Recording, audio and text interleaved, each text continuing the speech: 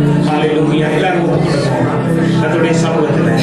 ஆமென். நன்றி கர்த்தரையாவே உங்களை நடத்தின தேவனாகிய கர்த்தர் இந்த நாளிலே தொடர்ந்து நடத்துவார்.